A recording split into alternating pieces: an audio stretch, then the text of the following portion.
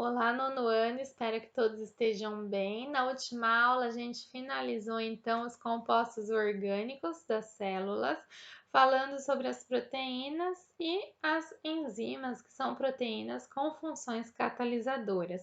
A gente vai começar então hoje na nossa aula de biologia, unidade 2, e a gente, para isso, vai imaginar uma cidade.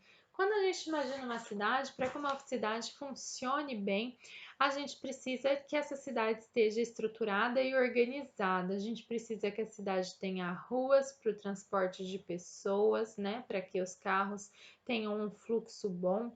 A gente precisa de uma prefeitura para que onde sejam tomadas decisões dessa cidade, onde essa cidade seja governada. A gente precisa de muros que fortifiquem essa cidade, para que essa cidade seja protegida, para que controle a entrada e a saída de pessoas. A gente vai precisar de uma central de energia, para que essa energia então seja distribuída de maneira adequada para toda essa cidade. A gente precisa de uma central de reciclagem de materiais, onde o lixo seja levado, daí ele ganhe o destino correto, né? Saiba-se o que vai fazer com esse lixo. Então, são várias coisas que precisa para uma cidade funcionar de maneira adequada.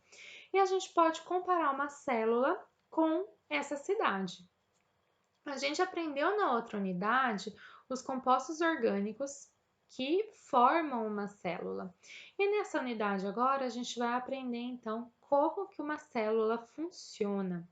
Então, por exemplo, os muros pode ser comparado com a membrana plasmática, que está controlando o fluxo de entrada e de saída de substâncias na célula e também delimita essa célula, falando onde a célula começa, onde a célula termina.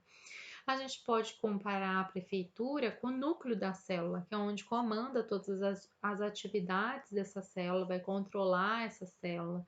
A gente pode comparar a mitocôndria como a central de energia dessa célula, é ela que vai gerar a energia necessária para essa célula. E outras organelas mais, com as ruas, que faz transporte de substâncias, as usinas de reciclagem, etc. A gente vai ver isso no decorrer desses capítulos, tá bom? Então, hoje a gente vai começar o capítulo 6 ainda falando um pouco sobre os compostos orgânicos, os últimos que são os ácidos nucleicos e as vitaminas, tá? Então, o livro traz para a gente aqui na página 4 falando sobre os hieróglifos, né, lá no Egito, que era usado, né, como um código mesmo, né? E assim como os pesquisadores de línguas antigas, o nosso DNA funciona dessa maneira, né? Os ácidos nucleicos para produzir as proteínas que a gente estudou no último capítulo, o nosso corpo tem que decifrar o código genético, né? E é por meio dos ácidos nucleicos que isso acontece. Então, a gente vai falar um pouco das características gerais dos ácidos nucleicos e depois entender os tipos de ácidos nucleicos que a gente tem, tá bom? Então, acompanha, por favor, aqui na página 5 do seu livro, tá? Que tem as mesmas figuras que eu vou mostrar para vocês aqui no desenho. Eu só desenhei para ficar maior e mais fácil para mostrar para vocês. Gente, então, os ácidos nucleicos a gente tem o DNA e o RNA, mas todos eles são formados pela mesma unidade básica, que é o nucleotídeo, ok? Como que o nucleotídeo é, do que ele é formado? Ele é formado por três partes, tá? Ele é formado por uma pentose, que é um carboidrato, um açúcar, tá? Ela tem aqui, ó, 5 carbonos, vocês estão aprendendo isso em química, então pentose, uma molécula de fosfato e uma base nitrogenada. E essa base nitrogenada nós temos 5 variações. Temos dois tipos de bases nitrogenadas: bases pirimídicas, que daí elas recebem o nome de adenosina e também de guanina, e temos bases pirimídicas. As pirimídicas são a citosina, a timina e a uracila. Ah, eu preciso saber todos esses nomes? Não, a gente abrevia, tá bom? Então, a gente vai chamar de A, G, C, T, U. A gente vai chamar pelas iniciais, ok? Então, A, G, C, T, U, tá? Só isso, tá? Então, são 5 bases. AGCTU, só isso, tá? Sendo que a timina, ela é exclusiva do DNA, só se encontra no DNA. E a uracila, ela é exclusiva do RNA, mas isso a gente vai aprendendo com o tempo. Então, vamos falar um pouco sobre os dois tipos de ácidos nucleicos. Então, a gente tem o RNA. O RNA, ele foi descoberto, a sua estrutura e tudo mais, por Watson e Crick. Foram dois cientistas que eles analisaram estudos que já tinham sido feitos, né? Rosalind Franklin foi uma cientista, né? Aqui tem a foto dela, tá bom? Ela teve grande importância nos estudos, né? Ela fez estrutura de raio-x e tudo mais, mas foram dois cientistas que analisaram os estudos dela e conseguiram finalmente descobrir a estrutura do DNA. Mas os estudos delas é que foram muito importantes para isso, tá bom? Por isso que a gente cita ela também. E eles descobriram, então, que o DNA, ele tem aquela estrutura da dupla hélice, que a gente tanto fala, né? Desenha aquela estrutura do DNA, então a gente chama isso de estrutura dupla hélice, tá bom? E daí, como que é essa dupla hélice? É uma ligação entre duas bases de nucleotídeos, tá? Então, duas bases nitrogenadas se ligam. Vocês podem observar aqui na página 6 do livro de vocês. Então, aqui, ó, na verdade, essa escadinha em caracol, que é a dupla hélice que a gente chama, nada mais é, ó, aqui, ó, a ligação entre duas bases. Então, o que forma aqui o degrau da escada são duas bases que se ligam. Qualquer base? Não, não é qualquer base que se liga com qualquer base, tá bom? Quais são as bases que se ligam?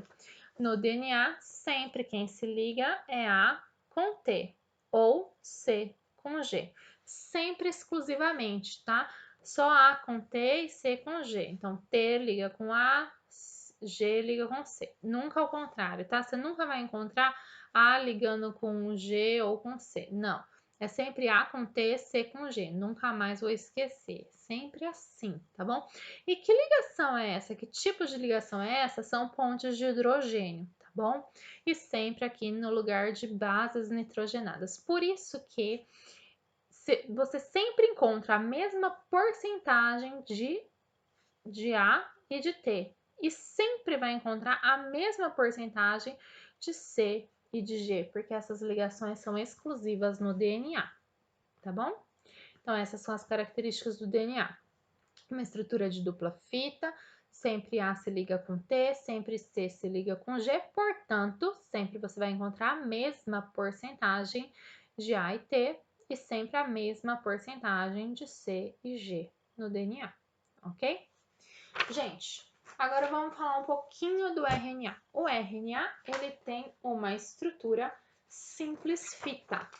E daí, como eu falei para vocês, a gente não tem timina nele, a gente vai ter a uracila, que é a base nitrogenada exclusiva. O que é uma estrutura simples fita? É só um lado da escada, não tem o outro lado. Então, aqui tem aqui o desenho na página 7 da estrutura simples fita, aqui ó. É só um lado, não tem o outro, ele não se liga com nada aqui as bases, tá? É só uma, tá? Então, a gente não tem, né, a base se ligando com nada, gente. É só um lado, não tem, então não vai ter proporção nenhuma aí, tá? Não tem nada disso, tá? Mas a gente tem três tipos de RNA. A gente vai ter, então, o RNA mensageiro, ele vai carregar uma mensagem, por isso que ele chama de mensageiro. Que mensagem é essa? É a mensagem de como vai ser a proteína. Então, coloquei aqui, ó, é o código para síntese da proteína. E como que se dá a leitura desse código? Por que ele é um código? Porque se lê de 3 em 3 nucleotídeos. Como é de 3 em 3 nucleotídeos, isso se chama trinca ou códon. A gente já fala do códon, tá bom? A gente também tem o RNA-T, que é o transportador. Por quê? Porque ele faz o transporte. Transporte de quem? Do aminoácido. O aminoácido que vai formar a proteína. E daí não é qualquer aminoácido que ele faz o transporte, não. Ele vai fazer o transporte do aminoácido certinho para formar a proteína. Então, a gente fala que ele tem um anticódon para encaixar certinho nesse códon aqui para formar a proteína, tá bom? E a gente tem o RNA R, que é o ribossômico, que forma o ribossomo em si. Então, esses são os 3 tipos de RNA que a gente tem. Então, como que acontece tudo isso, né? Você fala, nossa, mas tudo de RNA, meu Deus do céu, e agora como que sintetiza essa proteína? Na biologia, a gente tem um dogma que chama dogma central da biologia, que é assim: o DNA, um gene do DNA vai ter um RNA mensageiro que vai formar uma proteína. Então, pus aqui para vocês, mas também tem na página 8, tá bom? Então, ó, um DNA sofre um processo que chama transcrição, transcrever, copiar, hein? Em RNA, mensageiro no caso, né? E daí ele vai ser traduzido, porque é um código, né? Traduzido para proteína. Então, como que isso acontece? Ó, aqui eu tenho uma dupla fita de DNA. Eu fiz ela retinha, tá? Não tá torcida para facilitar o entendimento. Dupla fita do DNA, tá bom? Gente, coloquei letras aleatórias aqui, sempre respeitando a com T, C com G. Nunca mais vou esquecer, tá bom? Então, coloquei aqui, ó, 3 pontinhos no final, que assim continua o nosso gene, tá bom? Daí vem aqui uma enzima e abre essa dupla fita. E apenas um lado vai ser usado como fita molde do DNA. Então, eu copiei a fita de cima aqui, ó. Copiei essa fita de cima, tá bom? E daí veio aqui e foi formando o RNA mensageiro complementar, ó. A com U, A com U, A com U, A com U, T com A com U, G com C, C com G e assim vai, sempre fita complementar, tá vendo? Então, um complementar ao outro. Mas aqui, como é RNA, não tem T, então é U, tá vendo? Então, esse processo aqui a gente chama de transcrição. Eu estou fazendo uma cópia, só que é uma cópia complementar, ok? E daí, depois que transcreveu, vai precisar traduzir. Só que é um código de 3 em 3 letras. Então, eu vim aqui, ó, 1, 2, 3, U, U, U. Só que daí eu preciso de uma tabela para decifrar isso. E daí existe sim uma tabela para decifrar isso. Onde está essa tabela? Está aqui na página 9. Então, na página 9, eis aqui nossa tabela. Aqui a gente tem, ó, a primeira letra da base. Então, procure aqui letra U, tá aqui em cima. Daí a segunda letra aqui, letra U tá aqui. Então, você fica neste quadradinho e você vai procurar onde está o U. O é logo aqui a primeira, pois bem, o seu aminoácido, o primeiro aminoácido se chama fenilalanina. E daí eu escrevi aqui abreviado fenilalanina, ok? O seu segundo, ó, 3 letras U, A, U. Daí você vem aqui, primeira letra, U. Segunda letra, A. E daí você tá nesse quadradinho aqui. E daí você vai procurar U, A, U. U, A, U, tirosina. E daí, então, pus aqui, abreviado, tirosina. E assim eu fui para todos os demais, tá bom? Só que o que acontece? Por exemplo, aqui a leucina, ó, o último, C, U, C. Se eu procurar aqui, C, U, C. Olha aqui a leucina, ó. C, U é leucina. Seu C é leucina. Seu A é leucina. Seu G também é leucina. Olha só, tem 4 combinações para leucina. Isso faz com que a gente fale que o código genético é degenerado. Pode ser que uma mutação Continue que esse aminoácido continue sendo leucina.